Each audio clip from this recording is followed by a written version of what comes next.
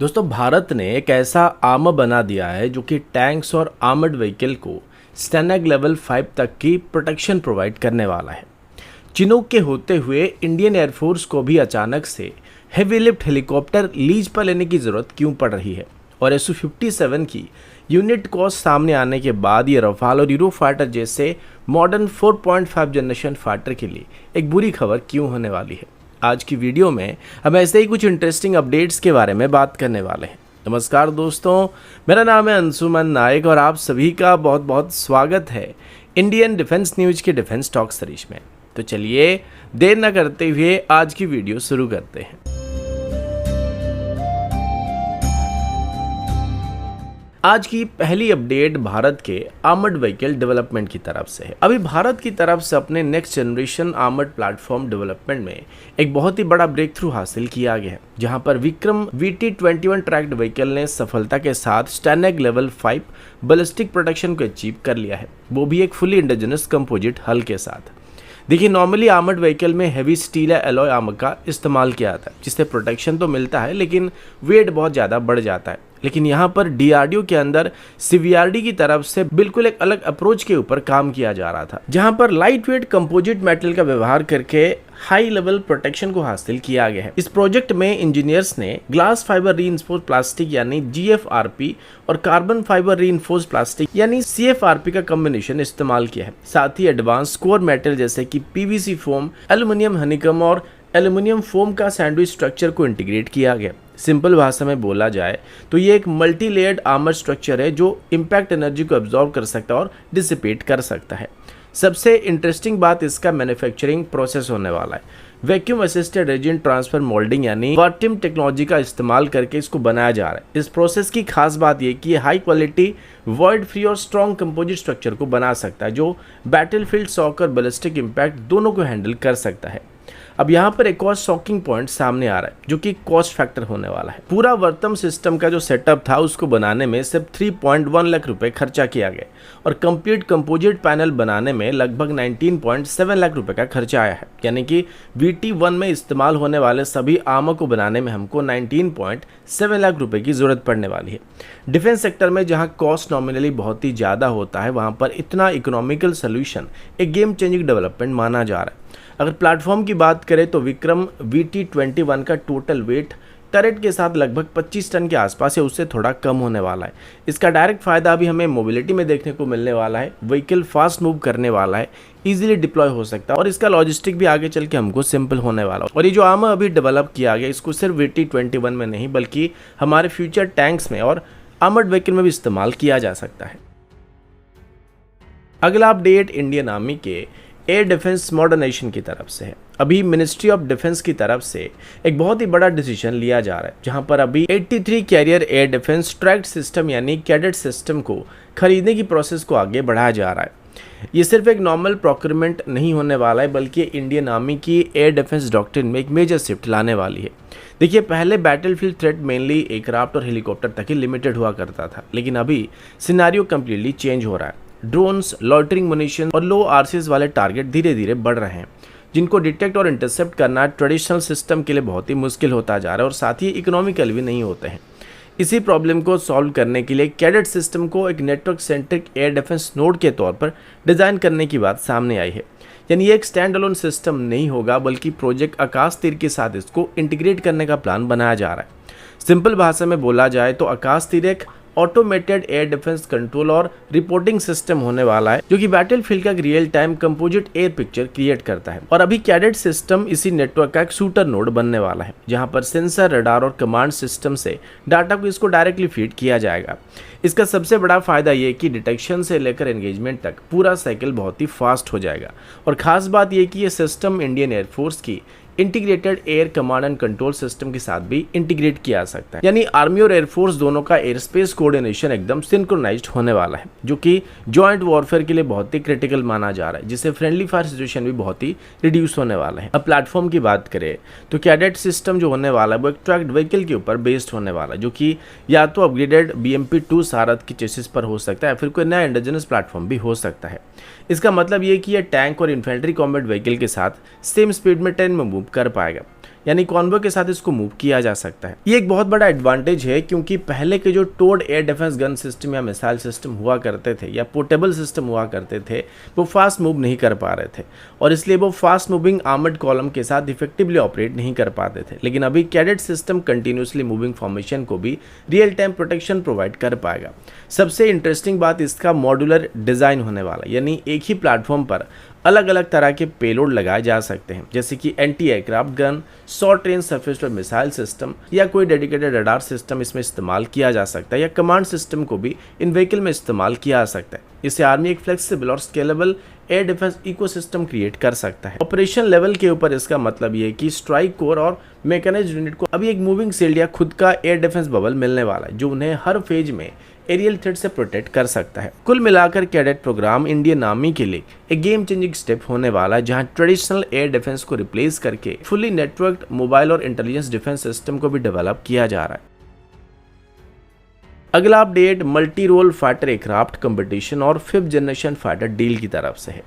अभी एक बहुत ही इंटरेस्टिंग डेवलपमेंट सामने आ रही है, जहां पर अल्जीरिया के Su-57E डील ने पूरा कॉस्ट इक्वेशन ही चेंज कर दिया है। खास करके भारत के multi role fighter aircraft programme के कॉन्टेक्स्ट में इसको लेके काफ़ी डिस्कशन किया जा रहा है।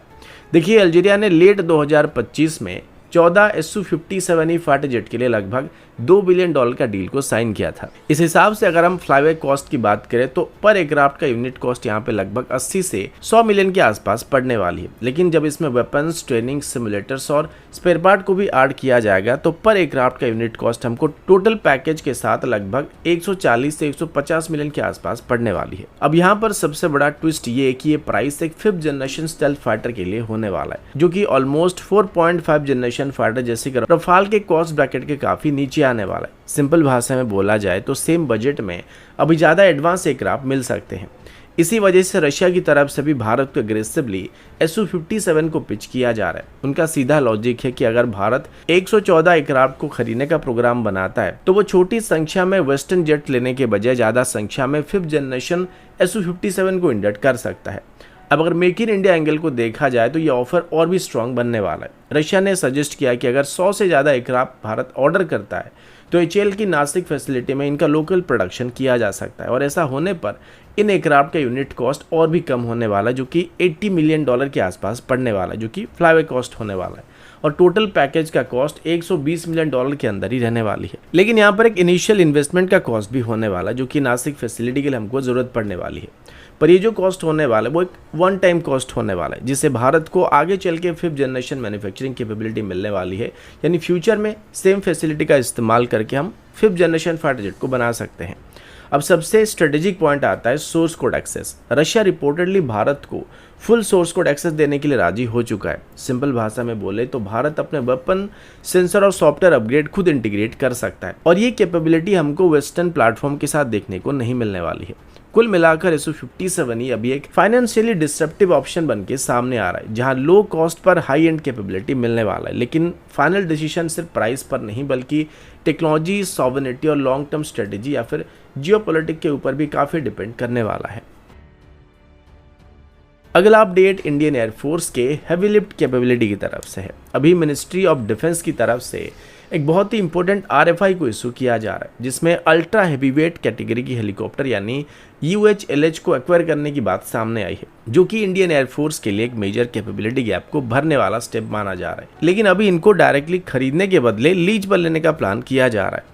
सबसे पहले डैम्प लीज सिस्टम क्या होता है वो समझते हैं। देखिए, इस मॉडल में हेलीकॉप्टर के साथ मेंटेनेंस सपोर्ट तो मिल जाता है, लेकिन ऑपरेशन का पूरा कंट्रोल इंडियन एयरफोर्स के पास ही रहता है। सिंपल भाषा में बोला जाए तो फुल लॉजिस्टिक ट्रेनिंग इकोसिस्टम बनाए बिना ही एयरक्राफ्ट को जल्दी इंडक्ट किया जा सकता है। यानी इमीडिएट रिक्वायरमेंट के लिए ये एक फास्ट ट्रैक सोल्यूशन होने वाला है।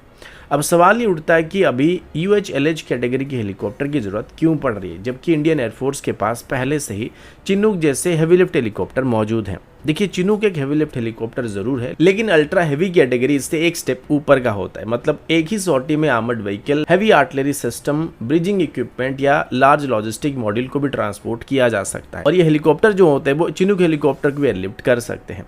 ऑपरेशन लेवल पर इसका सबसे बड़ा इम्पैक्ट नॉर्दर्न बॉर्डर पर देखने को मिलने वाली है, खास करके हिमालयन टेरेन में जहां ग्राउंड मूवमेंट बहुत ही लिमिटेड और रिस्की होता है, इसलिए वर्टिकल लिफ्ट कैपेबिलिटी वहां पर काफी जरूरी होता है। UHLH कैटेगरी के हेलीकॉप्टर की मदद से डिप्लॉयमेंट टाइम काफी कम हो सकता है और फोर्स को क्विकली रिपोजिशन किया जा सकता है। RFI में 2 साल का लीज पीरियड का मेंशन किया जा रहा है, जिसमें परचेज ऑप्शन भी शामिल है, यानी इंडियन एयरफोर्स पहले सिस्टम को रियल कंडीशन में टेस्ट करेगा और अगर उसका परफॉर्मेंस सेटिस्फैक्टरी होता है तो बाद में उस सिस्टम को परमानेंटली खरीदा भी जा सकता है। अब प्लेटफॉर्म ऑप्शन की बात करें तो globally ultra heavy lift category में ऑप्शन बहुत ही लिमिटेड होते हैं। यहाँ सबसे प्रोमिनेंट नाम Mi-26 का आता है, जो कि पहले इंडियन एयरफोर्स में इस्तेमाल किए जा चुके हैं, जो कि दुनिया का सबसे पावरफुल हेवी लिफ्ट हेलीकॉप्टर माना जाता है और बहुत ही हेवी पेलोड को लिफ्ट कर सकता है। एक और इंटरेस्टिंग एंगल ये कि इस RFI में इंडियन वेंडर्स को प्रेफरेंस दिया जाने वाला है, मतलब डोमेस्टिक कंपनीज फॉरेन OEM के साथ पार्टनरशिप करके लीजिंग सोल्यूशन को ऑफर कर सकते हैं। ये एक हाइब्रिड अप्रोच होने वाला है, जहां पर हमें इमीडिएट कैपेबिलिटी मिलने के साथ साथ डोमेस्टिक डिफेंस इंडस्ट्री को भी बूस्ट मिलने वाला है। कुल मिलाकर UHLH कैटेगरी का हेलीकॉप्टर का इंडक्शन चाहे टेम्परेरी लीज के थ्रू किया जाता है या फिर इसको इंडियन एयरफोर्स खरीद लेता है, ये इंडियन एयरफोर्स को एक ऐसा कैपेबिलिटी बूस्ट देने वाला है जो बैटलफील्ड मोबिलिटी को कम्प्लीटली ट्रांसफॉर्म कर सकता है।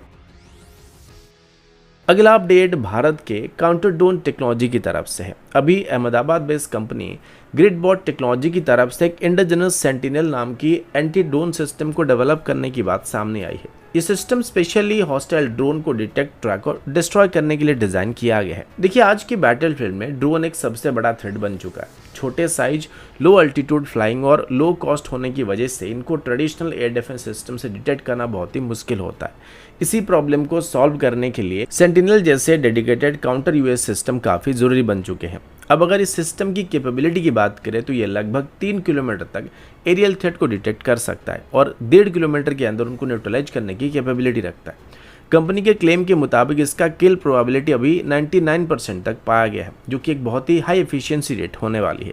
सबसे इंटरेस्टिंग पार्ट इसका लेयर डिटेक्शन आर्किटेक्चर होने वाला है। सबसे पहला लेयर RF डिटेक्शन का होता है। सिंपल भाषा में बोला जाए तो ये सिस्टम ड्रोन के कम्युनिकेशन सिग्नल्स और वीडियो ट्रांसमिशन को डिटेक्ट करता है, यानी ड्रोन विजिबल होने से पहले उसकी प्रेजेंस का पता चल जाता है। उसके बाद आता है AESA रडार लेयर। ये radar wide area surveillance provide करता है और एक साथ मल्टीपल डायरेक्शन में टारगेट को डिटेक्ट और ट्रैक कर सकता है। AESA का एडवांटेज ये कि इसमें मैकेनिकल रोटेशन की जरूरत नहीं पड़ती है, सब कुछ इलेक्ट्रॉनिकली कंट्रोल किया जाता है, जिससे रिस्पॉन्स टाइम काफ़ी तेज होता है।